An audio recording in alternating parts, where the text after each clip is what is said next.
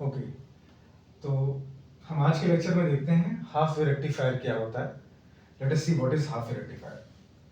तो last lecture में हमने आपको बताया था कि हाफ वेव रेक्टिफायर से हमें हाफ वेव प्राप्त होती है और फुल वेव रेक्टिफायर से हमें फुल वेव मिलती है।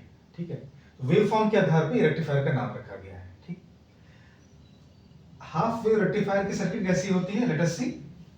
सबसे पहले हम एक स्टेप डाउन ट्रांसफार्मर बनाते हैं।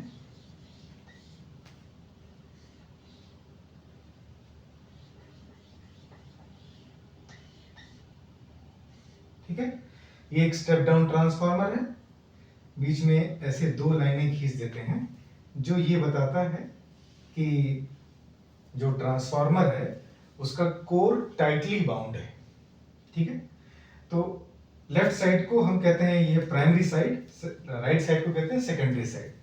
प्राइमरी साइड पे हम लोग एक एसी सिग्नल अप्लाई कर देते हैं जो कि एसी सप्लाई के फॉर्म में होता है। ये 220 वोल्ट आरएमएस हो सकता है। ठीक है, 220 वोल्ट, 230 वोल्ट, व्हाटएवर। और स्टेप डाउन ट्रांसफार्मर क्या करता है, ये अपने टर्न रेशियो के हिसाब से प्राइमरी के वोल्टेज को कम करके सेकेंडरी के वोल्टेज में देता है। ठीक है, तो मान लेते हैं, लेट अस सपोज कि सेकेंडरी पर जो वोल्टेज मिल रहा है वो मिल रहा है Vm sin ओमेगा t। ठीक, let us suppose that Vm sin omega t is the voltage, instantaneous voltage at the secondary of this step down transformer। अब क्या करते हैं, हमने आपको बताया था कि हाफ रेक्टिफायर में हम क्या लगाते हैं, एक सिंगल डायोड यूज करते हैं। तो हम एक सिंगल डायोड यूज करेंगे यहां पर लाइक दिस, और उसके बाद एक लोड रजिस्टर अप्लाई करते हैं। तो यहां पर एक लोड रजिस्टर RL दिखाते हैं। हम मान के चल रहे हैं कि हमारा जो लोड है वो प्योरली रेजिस्टिव लोड है। हम और आगे देख सकते हैं और आगे पावर इलेक्ट्रॉनिक्स में पढ़ते हैं कि हमारा लोड रजिस्टर इंडक्टिव भी हो सकता है, RL भी हो सकता है, RLC भी हो सकता है, RLE भी हो सकता है, जहां E रिप्रेजेंट करता है बैक EMF। तो हमें अभी वहां तक नहीं जाना है। बेसिक लेवल पे हम देख सकते हैं कि हमारे पास एक रेजिस्टेंस, एक रेजिस्टिव लोड है, इसको RL से रिप्रेजेंट करते हैं। ठीक है, ये डायोड D है। थोड़ी देर के लिए हम मान लेते हैं कि ये जो डायोड है ये आइडियल डायोड है। ठीक है, आइडियल डायोड और प्रैक्टिकल डायोड दो तरह के डायोड्स होते हैं, आप सबको पता है। प्रैक्टिकल डायोड्स में यूजुअली सिलिकॉन, जर्मेनियम या फिर गिवन कट इन वोल्टेज का कोई डायोड बताया जाता है, तो उसे हम लोग कहते हैं यूजुअली प्रैक्टिकल डायोड। और अगर आइडियल डायोड है तो उसका कट इन वोल्टेज 0 होता है। ठीक है, कट इन वोल्टेज कह लीजिए या बैरियर पोटेंशियल कह लीजिए, उसकी वैल्यू क्या होती है, 0।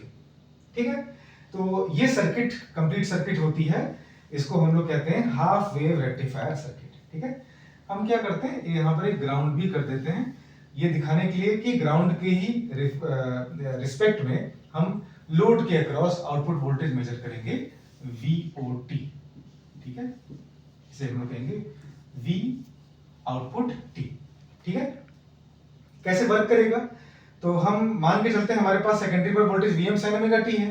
तो लेट अस सपोज कि हमारे पास वेव फॉर्म है लाइक दिस, ये हमारा साइन वेव है। ठीक है, एक्स एक्सिस पर जो हमें रिप्रेजेंट करना होगा ये होगा ओमेगा t। वाई एक्सिस पे क्या हो जाएगा, ये हो जाएगा Vm sin omega t। Okay, और ये हमारा एक साइन का Vm sin ओमेगा t का एक wave form, sinusoidal wave form given. तो हम यहाँ लिख सकते हैं 0, पाई, 2 पाई। मैंने बताया था कि एक साइनसॉइडल सिग्नल का जो टाइम पीरियड होता है वो 2 पाई होता है। तो आप देख सकते हैं कि एक कंप्लीट साइकिल पूरा करने में कितना समय लग रहा है या कितने रेडियन है, 2 पाई। ठीक है, तो 2 पाई, 3 पाई, 4 पाई एंड सो ये वेवफॉर्म आगे भी जाएगी। इसका पीक, पॉजिटिव पीक कितना हो जाएगा Vm, नेगेटिव पीक कितना हो जाएगा -Vm। ठीक है, अब हमको क्या करना है, अब हमको आउटपुट का वोल्टेज देखना है। जब मैंने आपको ऑलरेडी बताया कि इस तरह का वेवफॉर्म हाफ वेव रेक्टिफायर के आउटपुट में आता है। तो ऐसा वेवफॉर्म कैसे मिलेगा, किस तरीके से मिलेगा, लेट अस सी। अब हम क्या करेंगे, इसके जस्ट नीचे आउटपुट वोल्टेज वेवफॉर्म प्लॉट करेंगे। ठीक है, इसे रिप्रेजेंट करेंगे VOT से। Is it clear? तो देखते हैं अब 0 टू पाई क्या है, एक पॉजिटिव हाफ साइकिल है। तो अगर पॉजिटिव हाफ साइकिल की बात करें, पॉजिटिव हाफ साइकिल, तो पॉजिटिव हाफ साइकिल में यहां पर Vm sin ओमेगा t पर एक पोलैरिटी फिक्स हो जाएगी, ठीक है। हमारे आसानी के लिए हम ये मान लेते हैं कि यहां पर ये प्लस होगा, ये माइनस होगा। Let us suppose that this is positive, this is negative, ठीक है। तो अगर ऐसा है तो अब हम डायोड को देखकर ये बता सकते हैं कि इस पोलैरिटी की वजह से डायोड फॉरवर्ड बायस में है या रिवर्स बायस में है। तो साफ साफ दिख रहा है इसका पी साइड पॉजिटिव से और इसका एन साइड, इसका मतलब डायोड का एन साइड नेगेटिव से कनेक्टेड है, मतलब डायोड फॉरवर्ड बायस में है। तो हम कहेंगे in the positive half cycle the diode D is forward biased. देखिए मैं यहाँ पे शॉर्टकट यूज कर रहा हूं, आप लोग फुल फॉर्म लिखिएगा फॉरवर्ड बायस, FORWARD बायस्ड, ठीक है। डायोड फॉरवर्ड बायस में है और फॉरवर्ड बायस में होता है तो आइडियल डायोड शॉर्ट सर्किट हो जाता है। तो हम क्या करते हैं, अब एक नई सर्किट बनाएं और जिसमें इस डायोड को शॉर्ट सर्किट कर दें। तो हम एक सर्किट बनाते हैं जिसमें ट्रांसफार्मर को बार बार बनाने की जरूरत नहीं है। तो हम सिंपली ये पार्ट बनाते हैं जहां पर हमने डायोड को शॉर्ट सर्किट कर दिया। अब यहां पर ये डायोड शॉर्ट सर्किट हो गया, बाकी चीजें एज इट इज बना देते हैं। ये रेजिस्टेंस है RL, ये आउटपुट वोल्टेज है VOT, ठीक है। और ये डायोड शॉर्ट हो गया और यहां पे जो वोल्टेज है plus minus Vm sin omega t, ठीक है। अब देखिए सिंपल नेटवर्क में आउटपुट वोल्टेज यदि पूछा जाए तो आप डायरेक्टली कह सकते हैं कि आउटपुट वोल्टेज कितना होगा जो इनपुट वोल्टेज पे वोल्टेज गिवन है, इनपुट टर्मिनल पे वोल्टेज गिवन है। तो VOT बराबर Vm sin ओमेगा t। तो हम कहेंगे VOT is equal to Vm sin omega t, ठीक है। ये आ गया, आउटपुट आ गया पॉजिटिव हाफ साइकिल में। अच्छा Vm sin ओमेगा t कैसा है, इस तरह का वेवफॉर्म है, इसलिए आउटपुट में कैसा बनेगा, इसी तरह का वेवफॉर्म बनेगा। तो हम 0 से पाई तक के इंटरवल में क्या शो कर देंगे, एक साइनसॉइडल वेव जो कि केवल पॉजिटिव हाफ साइकिल का होगा उसको शो कर देंगे। तो ये हो गया हमारा output in the interval 0 to pi. कभी कभी पॉजिटिव हाफ साइकिल को 0 टू पाई इंटरवल से भी रिप्रेजेंट किया जाता है, ठीक है। क्लियर है, वेवफॉर्म से क्लियर है। अब हम लोग नेगेटिव हाफ साइकिल में आते हैं। तो नेगेटिव हाफ साइकिल जब आएंगे तो ऑब्वियसली यहां जो पोलैरिटी हमने अज्यूम किया था, माना था प्लस माइनस, वो पलट जाएगा तो यहां माइनस यहां प्लस आ जाएगा। अब कॉमन सेंस ये कह रहा है, पहले तो हम एक बार सर्किट ड्रॉ कर लेते हैं या इसी पे देख लेते हैं। अगर हम यहां पर माइनस कर दें, यहां प्लस कर दें तो क्या हो रहा होगा, जो कि हमारा सेकंड केस है नेगेटिव हाफ साइकिल का। तो ये जो डायोड है ऑब्वियसली रिवर्स बायस में आ गया। क्यों? क्योंकि डायोड का पी साइड नेगेटिव से और डायोड का एन साइड पॉजिटिव से कनेक्टेड है, तो डायोड रिवर्स बायस में। और जब कभी भी कोई भी डायोड रिवर्स बायस में होता है तो उसकी जगह ओपन सर्किट यूज करते हैं, open circuit terminal, open terminals. तो हम एक काम करते हैं, सर्किट को रीड्रॉ करते हैं नेगेटिव हाफ साइकिल के लिए। तो सर्किट को रीड्रॉ करते हैं in the negative half cycle, तो नेगेटिव हाफ साइकिल क्या कहां से कहां हो जाएगा, पाई से 2 पाई, ठीक है। इसमें क्या करें, डायोड को हम क्या यहां पे जैसे यहां लिखा डायोड को फॉरवर्ड बायस, तो यहां लिख सकते हैं डायोड को रिवर्स बायस, ठीक है। और रिवर्स बायस होगा तो हमने आपको बताया कि डायोड ओपन सर्किट हो जाएगा। तो let us see it will be open circuit, ठीक। ओपन कर दिया, डायोड की जगह ओपन कर दिया। अब यहां पे वोल्टेज जाएगा minus plus Vm sin omega t, sin omega t, और यहां हो जाएगा RL, ये हो जाएगा output VOT। Is it clear? अच्छा अब देखिए, चूंकि ओपन सर्किट हो गया तो यहां पर करंट जाएगी नहीं। अगर करंट नहीं जाएगी तो यहां पर कोई ड्रॉप, वोल्टेज ड्रॉप नहीं आएगा, जीरो आएगा। क्यों? क्योंकि V बराबर I इंटू R, और अगर I की वैल्यू 0 है तो वोल्टेज भी 0 आ जाएगा। In this case output voltage will be equal to 0, ठीक है। तो पहले केस में पॉजिटिव हाफ साइकिल में आउटपुट कितना आ गया, आउटपुट आ गया V0 t equal to Vm sin omega t, और नेगेटिव हाफ साइकिल में आउटपुट कितना आ गया, 0। तो अब इसको हम लोग यहाँ पे प्लॉट कर लें। 0 से पाई में तो वेवफॉर्म प्लॉट कर लिए, पाई से 2 पाई में आउटपुट क्या आ जाएगा, 0। तो पाई से 2 पाई में आउटपुट आ जाएगा 0, ठीक है। अब क्या हो गया, एक साइकिल हमने कंप्लीट कर ली। अब अगली साइकिल में क्या होगा, रिपीटिशन होगा, तो फिर से 2 पाई से 3 पाई तक आपको वेवफॉर्म मिलेगा, और 3 पाई से 4 पाई तक आपको कुछ नहीं मिलेगा, यू विल गेट नथिंग। फिर 4 पाई से 5 पाई तक आपको मिलेगा, एंड सो ऑन। तो इस तरह से एक वेव हमको मिली। इस वेव को हम लोग कहते हैं हाफ वेव, ठीक है। अर्ध तरंग हिंदी में कहेंगे, इंग्लिश में ये इसे कहेंगे हाफ वेव। तो इसीलिए इसका नाम है हाफ वेव रेक्टिफायर। समझ में आ गया? तो हाफ वेव रेक्टिफायर का सर्किट ऑपरेशन समझ में आ गया। आपको ये सर्किट डायग्राम बनाना होगा, फिर ये वर्किंग आ जाएगा, यहां से पॉजिटिव हाफ साइकिल, फिर ये डायग्राम, फिर नेगेटिव हाफ साइकिल, फिर ये डायग्राम, फिर उसके बाद ये दोनों डायग्राम्स जो वेव फॉर्म्स हैं ये रिप्रेजेंट करेंगे, तो ये प्रॉपर इसकी वर्किंग हो जाएगी। अब हमें हाफ रेक्टिफायर में क्या करना है, इसमें हमें कुछ पैरामीटर्स कैलकुलेट करने हैं, ठीक है। कौन कौन से पैरामीटर्स होंगे, हमें निकालना होगा RMS voltage, average voltage, RMS current, average current, ripple factor, efficiency, peak inverse voltage, transformer utilisation factor, ये सभी पैरामीटर्स इसमें हमें निकालने होते हैं, ठीक है। तो हम एक जनरल तरीका आपको बताते हैं कि कैसे हम ये सारे पैरामीटर्स फाइंड करते हैं, ओके। चलिए, तो ये चीज समझ में आ गया। मैं इसको रब कर रहा हूं, और मैं वेव फॉर्म केवल रहने दूंगा, बाकी सारी चीजें मैं हटा रहा हूं, ठीक है।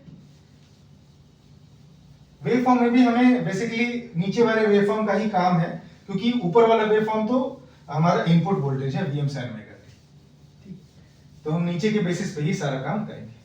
अच्छा, नीचे वाले वेव फॉर्म को देखकर हम लोग ये बता सकते हैं क्लियरली कि इसका जो टाइम पीरियड होगा वो कितना होगा। तो टाइम पीरियड अगर कैलकुलेट करें तो टाइम पीरियड वह टाइम होता है, वह इंटरवल होता है जितने इंटरवल के बाद ग्राफ अपने आप को रिपीट करे, ठीक है। तो आप यहां से देखिए, दिख रहा है कि 0 से पाई और पाई से 2 पाई, मतलब ये पूरा जो वेव फॉर्म है यहां से लेके यहां तक, यहां से लेके यहां तक, यही बार बार आगे रिपीट हो रहा है। तो इसलिए हम कहेंगे कि हाफ वेव का जो टाइम पीरियड हो जाएगा वो उसको कैपिटल टी कहेंगे, इसकी वैल्यू क्या हो जाएगी 2 पाई, ठीक है। ये बहुत इंपॉर्टेंट है, क्योंकि अगर हमें फॉर्मूले से आरएमएस वैल्यू, एवरेज वैल्यू सब कुछ निकालना होगा तो हमें t = 2 पाई रखना पड़ेगा उस फॉर्मूले में, ठीक है। तो सबसे पहले हम पैरामीटर नंबर 1 फाइंड करते हैं। पैरामीटर नंबर 1, जिसको हम लोग कहेंगे आरएमएस वोल्टेज या एवरेज पहले फाइंड करते हैं। तो V एवरेज या VDC, DC वोल्टेज कहिए या एवरेज वोल्टेज कहिए, ये कहते हैं।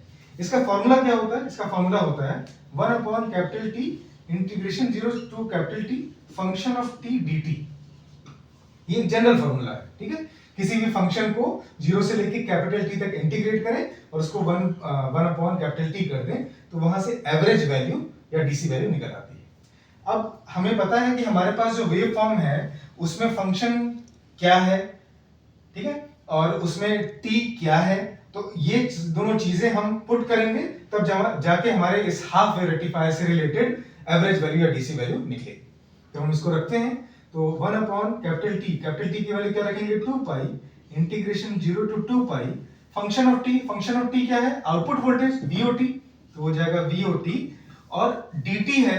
लेकिन यहां पर आप देखिए कि आउटपुट वोल्टेज किसके रिस्पेक्ट में, x एक्सिस की किस वैल्यू के रिस्पेक्ट में बनाया गया है। तो आपको दिख रहा है ओमेगा t के रिस्पेक्ट में बनाया गया है, तो यहाँ पे dt ना लिख के d ओमेगा t लिखेंगे। क्यों? क्योंकि ओमेगा t के रिस्पेक्ट में बनाया गया है, और ये जो ऊपर फॉर्मूला दिया गया है ये जनरल फॉर्मूला दिया है, ठीक है। इन जनरल एवरेज वैल्यू निकालने का ये फॉर्मूला होता है, ठीक। तो अब हम इसको सॉल्व करते हैं, सिंपली 1/2 पाई। अच्छा, आउटपुट वोल्टेज अभी हमने वर्किंग में देखा कि दो आए थे, एक तो आया था Vm sin ओमेगा t और एक आया था 0। Vm sin ओमेगा t कब आया था? 0 से पाई तक, और 0 कब आया था? पाई से 2 पाई तक। और हमारे पास इंटीग्रेशन की लिमिट क्या है? 0 से 2 पाई। तो हम क्या करेंगे, इंटीग्रेशन की लिमिट को दो पार्ट में डिवाइड कर देंगे, 0 to पाई और पाई से 2 पाई, और वहां से हम उनकी वैल्यू वहां पे पुट करेंगे और इंटीग्रेट कर देंगे, हमारा आंसर आ जाएगा। तो 1/2 पाई इंटीग्रेशन 0 to पाई, और एक इंटीग्रेशन यहां लगेगा पाई to 2 पाई, ठीक है। 0 से पाई में क्या लिखेंगे Vm sin omega t d omega t, ठीक है। थोड़ा छोटा लिखा है, आप देखिएगा, इसको इलाज करके देख लीजिएगा, ओमेगा t, और प्लस पाई से 2 पाई 0 डी ओमेगा टी। ठीक है, ये समझ में आया सबको? 0 से लेके पाई, ये पॉजिटिव हाफ साइकिल का वैल्यू है बेटा।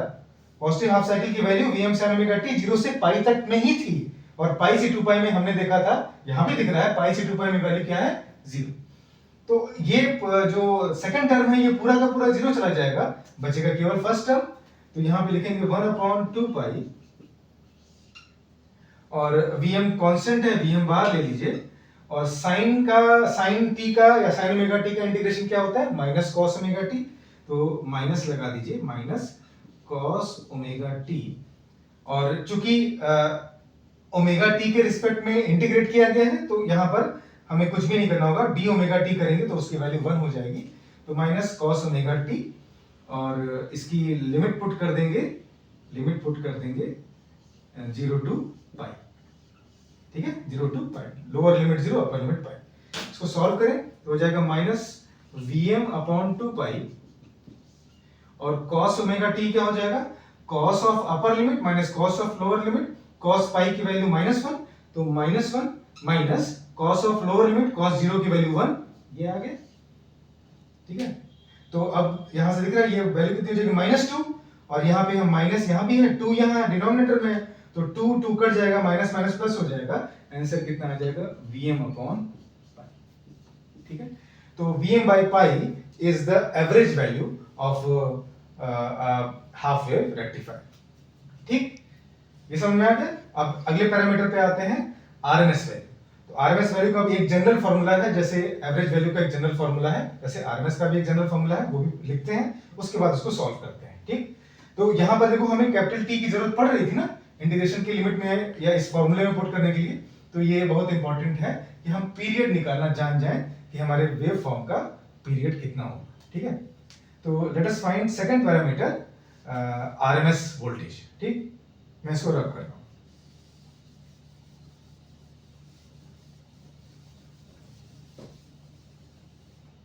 ठीक है, तो सेकंड पैरामीटर इज Vrms या RMS root mean square voltage.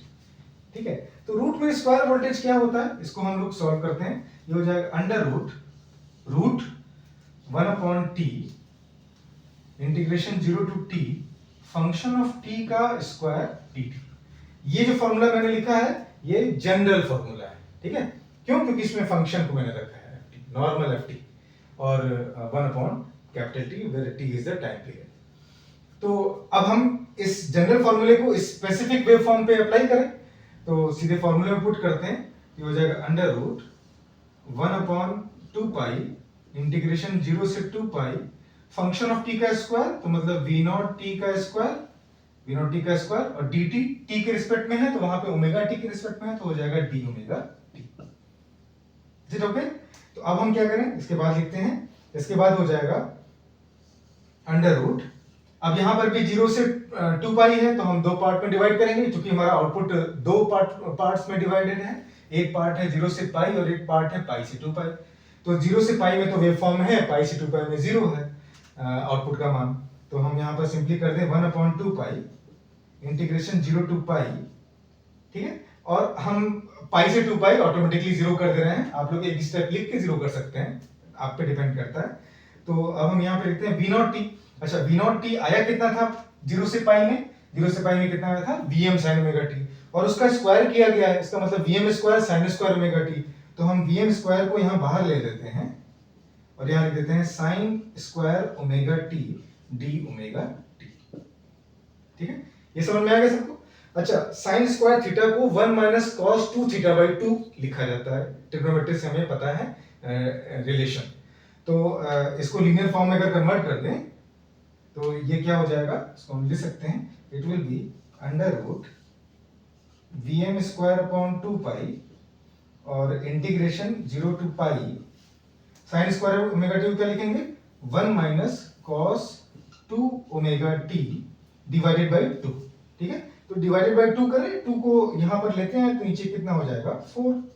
ठीक है, और ये हो जाएगा, इसको ब्रैकेट में कर लेते हैं d ओमेगा t। फाइन, अब इसको सॉल्व करते हैं, आगे लिखते हैं। अच्छा, ये थोड़ी देर के लिए मिटा देते हैं ताकि हमारे पास थोड़ा स्पेस बन जाए। तो अब देखो ये दो अलग अलग पार्ट हो गए, 0 से लेकर पाई तक 1 को इंटीग्रेट करना है और 0 से लेकर पाई तक cos 2 ओमेगा टी को इंटीग्रेट करना है अलग अलग। तो हम इसको लिखते हैं, it will be under root vm square upon 4 pi, वैसे ही लिखने रहने देते हैं vm स्क्वायर अपॉन 4 पाई, और एक हो जाएगा integration of 1 d omega t.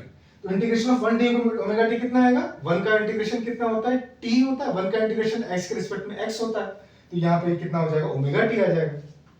तो लिखेंगे ओमेगा टी और लोअर लिमिट 0 अपर लिमिट पाई 0 pi minus cos 2 omega T का इंटीग्रेशन क्या हो जाएगा, cos का इंटीग्रेशन कितना होता है, माइनस sin ओमेगा टी, ठीक है, आई एम सॉरी, cos का इंटीग्रेशन क्या होता है, sin ओमेगा टी। तो cos 2 ओमेगा टी है तो इसका क्या हो जाएगा, sin 2 ओमेगा टी, तो ये हो जाएगा sin 2 omega T divided by 2, ठीक है। अच्छा इनकी लिमिट्स क्या है, ये भी लिमिट वही है, सेम है, 0 से पाई, ठीक है।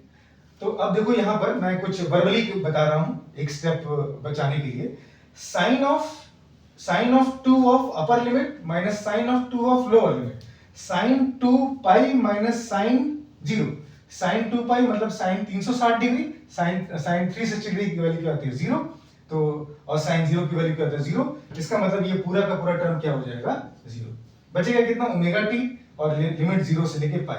तो यहाँ पे हम लोग इसे सॉल्व करेंगे तो लिखेंगे it will be under root vm square upon 4 pi और upper limit minus lower limit मतलब पाई माइनस 0, ठीक है। अब इस पाई से ये पाई काट दीजिए और vm स्क्वायर अपॉन 4 का रूट निकालते हैं, vm स्क्वायर अपॉन 4 का रूट क्या हो जाएगा, vm बाई 2, vm बाई। तो हम ये कहेंगे कंक्लूजन के रूप में कि किसी हाफ वेव रेक्टिफायर के लिए आरएमएस वोल्टेज का मान कितना आ गया, vm बाई 2, ठीक है। ये सेकंड पैरामीटर है, फर्स्ट पैरामीटर क्या था, एवरेज वैल्यू, जो कि किसी हाफ वेव रेक्टिफायर के लिए कितना आ रहा था, vm बाई पाई। तो इस तरह से ये दो पैरामीटर्स हमने यहाँ पे फाइंड आउट कर लिए। अब हम क्या करते हैं, इसके बाद आरएमएस करंट, आरएमएस वोल्टेज और बाकी जितने पैरामीटर्स हैं उसको कैलकुलेट करते हैं, ठीक है। तो लेट अस सॉल्व, बाकी जितने पैरामीटर्स हैं उसको निकाल लेते हैं। तो मैं इसको रख कर रहा हूं, ओके। तो ये सेकंड पैरामीटर हमारा हो गया आरएमएस वोल्टेज,